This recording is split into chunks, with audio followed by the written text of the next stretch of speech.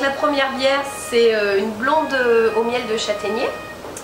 La caractéristique, c'est une blonde. Par contre, on fait fermenter l'ensemble des sucres, donc c'est pas une bière qui est très, elle n'est pas sucrée. Voilà. Donc ça reste, quand vous la servez dans un verre, la première chose qui vient, c'est des effluves, une odeur de miel de châtaignier assez intense.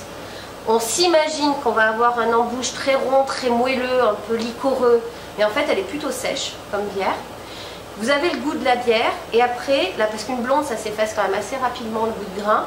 Une fois que le goût de grain est parti, la longueur qui vous reste c'est vraiment le goût du miel de châtaignier, mais sans empâter la langue, sans être sucré. Donc ça reste une bière qui est à la fois légère mais qui a du caractère. Et ça c'est une bière que j'associerais bien avec par exemple un tagine d'agneau, quelque chose qui est un petit peu épicé, où on est sur du sucré salé.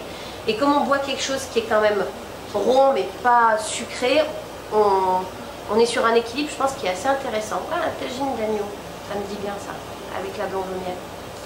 La blonde au miel, si elle est trop fraîche, on va écraser le goût du miel. Donc le mieux c'est de tempérer en fait la blonde, c'est-à-dire de la mettre au frais. Moi généralement je la sors 5 minutes avant pour qu'elle remonte en température, histoire qu'on soit 8, 9, 10. Je trouve que plus c'est froid, plus on casse les arômes. Voilà. Donc toutes mes bières de toute façon je les laisse un petit peu chambrer.